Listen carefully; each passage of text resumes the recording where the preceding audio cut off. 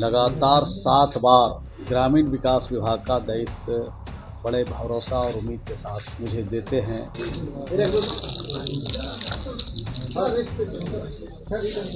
जिनका घर का कमाने वाला दुनिया से चला गया, 2 बच्चे हैं, वृद्ध माता पिता है, वृद्ध सास ससुर है, एक महिला अपने 5 परिवार का भोजन नहीं चला सकता है, 5 परिवार को आगे नहीं बढ़ा सकता, उनको भी हम लोगों ने चिन्हित। हम लगातार लक्ष्य के प्रति बढ़ रहे हैं। हमारे लिए गरीबों के जो घर है वो हमारे लिए चुनौती है।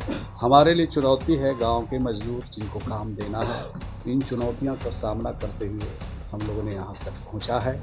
सबसे ज़्यादा जीविका का समूह बिहार से एक भी लोग बाहर काम के लिए नहीं जाएं, लेकिन अच्छी आमदनी के लिए अगर कोई बाहर जाना चाहता है तो उसको तो हम नहीं रोक सकते हैं। लेकिन जिन लोगों ने अभी तक काम मांगा बिहार में, सबको हम लोगों ने काम दिया। 11,40,000 से ऊपर ही जीविका का समूह का गठन हो गया है। अभी 1,51,00,000 को 10-10 हजार रुपया दिया है और वो रोजगार शुरू करने के लिए दिया है। बड़े फक्र के साथ मैं कह सकता हूँ कि बिहार में 1,51,00,000 से ज्यादा जो हमारे जीविका समूह में जुड़े हैं, आज 2 टाइम की रोटी के लिए, बच्चों की पढ़ाई के लिए, बच्चों या परिवार की दवाई के लिए और किसी घर के उत्सव के लिए किसी के आगे हाथ नहीं पसार रहे हैं। नमस्कार, द इंडिया टॉप देख रहे हैं। मैं हूं अखंड ज्योति। देखिए, नीतीश सरकार गठन हो चुकी है और इसके साथ ही अब तमाम मंत्री जो हैं अलग अलग विभागों में अपने पदभार ग्रहण करने शुरू कर चुके हैं और इसी कड़ी में मंत्री श्रवण कुमार, जो कई बार के विधायक हैं नालंदा से, वो भी अब पदभार ग्रहण कर चुके हैं। और देखिए, पदभार ग्रहण करते ही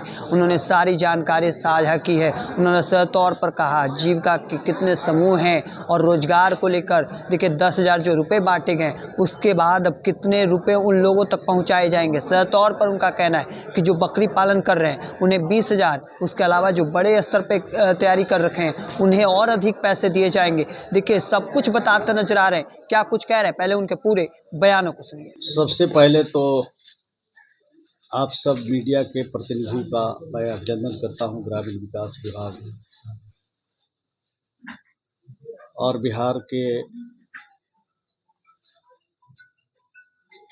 जनता ने जो जनादेश दिया उसका भी सम्मान करता हूं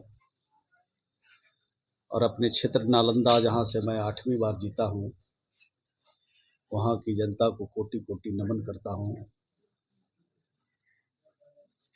उनका सम्मान करता हूं, उनके प्रति आभार प्रकट करता हूं कि मुझे 8वीं बार अपना प्रतिनिधि चुन करके भेजा। और बिहार के लोकप्रिय मुख्यमंत्री जी का उनके प्रति आभार प्रकट करता हूं कि जिन्होंने लगातार 7 बार ग्रामीण विकास विभाग का दायित्व बड़े भरोसा और उम्मीद के साथ मुझे देते हैं। उनके भरोसों को, उनको विश्वास को कभी टूटने नहीं देंगे, कभी झुकने नहीं देंगे। और हमारे पास अभी जो अधिकारी का टीम है ग्रामीण विकास में, आप सब बिहार के लोग जानते हैं कितना बेहतर, कितना अच्छा काम करके ग्रामीण विकास विभाग को ऊंचाई पर ले गई है। इनके लिए हम अपने अधिकारियों को भी धन्यवाद देते हैं कि लगातार जो मुख्यमंत्री जी का लक्ष्य था, मुख्यमंत्री जी का जो मिशन था, उनका जो सोच था, उसको ग्रामीण क्षेत्रों में उतारने का काम ग्रामीण विकास के जरिए किया गया। इसके लिए अधिकारियों को भी मैं धन्यवाद देता हूं। हम लगातार लक्ष्य के प्रति बढ़ रहे हैं। हमारे लिए गरीबों के जो घर है वो हमारे लिए चुनौती है और भारत सरकार ने मुझे निर्देश दिया था सर्वे कराने का कि कौन से ऐसे वंचित लोग हैं जिनका घर अभी तक नहीं बना है, अपना घर नहीं है, छत नहीं है। 1,04,90,000 वैसे परिवारों का सर्वे करा के भारत सरकार ने हम लोगों ने भेजा है। भारत सरकार से जैसे जैसे स्वीकृति मिलेगी वैसे वैसे काम हम लोग राज्य के गरीबों के लिए बढ़ाएंगे। और इस बात के लिए भारत सरकार को धन्यवाद देना चाहते हैं, प्रधानमंत्री जी को और भारत सरकार के ग्रामीण विकास मंत्री जी को, कि हमारे पास जो लक्ष्य था हमारे पास जो सूची थी प्रधानमंत्री आवास योजना की, जिसको प्रतीक्षा सूची कहा भी जा सकता है, 13,10,000 एक बार, यानी खंड खंड करके एक बार हमें गरीबों को घर बनाने के लिए दिया। इसके लिए प्रधानमंत्री जी के प्रति और भारत सरकार के ग्रामीण विकास मंत्री के प्रति आभार प्रकट करता हूँ। हमारे लिए चुनौती है गांव के मजदूर जिनको काम देना है, और इधर कई वर्षों 2-3 वर्षों में हमने पूरी कोशिश की है, हमारे डिपार्टमेंट के अधिकारियों ने भी पूरी कोशिश की है कि बिहार से एक भी लोग बाहर काम के लिए नहीं जाएं, जो लोग मनरेगा में काम करना चाहते हैं। लेकिन अच्छी आमदनी के लिए अगर कोई बाहर जाना चाहता है तो उसको तो हम नहीं रोक सकते हैं। लेकिन जिन लोगों ने अभी तक काम मांगा बिहार में, सबको हम लोगों ने काम दिया। आगे भी जो लोग काम मांगेंगे उनको हम लोग काम देंगे। तो इन चुनौतियों का सामना करते हुए हम लोगों ने यहाँ तक पहुँचा है।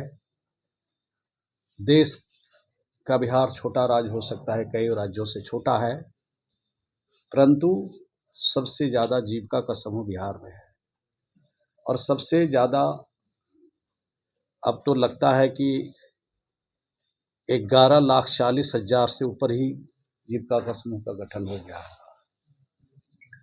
अब 1,51,00,000 परिवार के खाते में हम लोगों ने 10-10 हज़ार महिला रोजगार के लिए दिया है। लेकिन कुछ लोग, विरोधी दल के लोग, ये कहते हैं कि ये चुनाव के समय की योजना है। ये चुनाव के समय की योजना नहीं है। एक सतत जीविकोपार्जन योजना बिहार में जीविका के माध्यम से चलाई जा रही है। और बिहार में ताड़ी बेच करके, शराब बेच करके जो अपनी जिंदगी बसर करते थे, उनके लिए ये योजना बनी थी।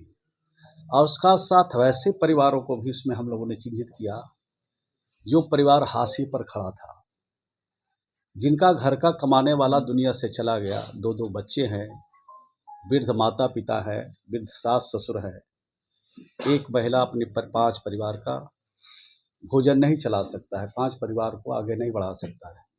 उनको भी हम लोगों ने चिन्हित किया। 2,01,000 से ज़्यादा वैसे परिवारों को चिन्हित करके इस बिहार में उनको 1 रुपया से लेके 2 लाख रुपया तक उनको रोजगार के लिए हम लोगों ने सरकार की तरफ से दिया। सिर्फ हमने पैसा नहीं दिया, हमने टेक्निकल सपोर्ट भी उनको दिया। समय समय पर उसका समीक्षा भी किया कि जिस काम के लिए हम पैसा दे रहे हैं वो काम सही जगह पर हो रहा है कि नहीं। और उसके केवल हम लोगों ने 7 महीने तक रोजगार के लिए तो पैसा दे रहे हैं, लेकिन वो रोजगार चल रहा है कि नहीं, तो आर्थिक परेशानी नहीं, उसके लिए 7 महीने तक 1-1 हज़ार रुपया उनको घर चलाने के लिए भी दिया, ताकि उनके कोई रोजगार बाधित नहीं हो, वो आत्मनिर्भर बन सके। ये काम हम लोगों ने किया। बड़े फक्र के साथ ही मैं कह सकता हूँ कि बिहार में 1,51,00,000 से ज़्यादा जो हमारे जीविका समूह में जुड़े हैं, आज 2 टाइम की रोटी के लिए, बच्चों की पढ़ाई के लिए, बच्चों या परिवार की दवाई के लिए, और किसी घर के उत्सव के लिए अब किसी के आगे हाथ नहीं पसार रहे हैं। ये बिहार की सरकार और बिहार के मुख्यमंत्री जी का काम है। ये देश का पहला राज्य है जहां महिलाओं को इतना सशक्त बनाया गया है, और भी इस दिशा में काम जारी है, और भी इस काम को आगे हम लोग बढ़ाएंगे। एक एक चुनौतियों का हम लोग सामना करेंगे और 5 वर्ष में और भी बेहतर से बेहतर परिणाम देने का हम कोशिश करेंगे।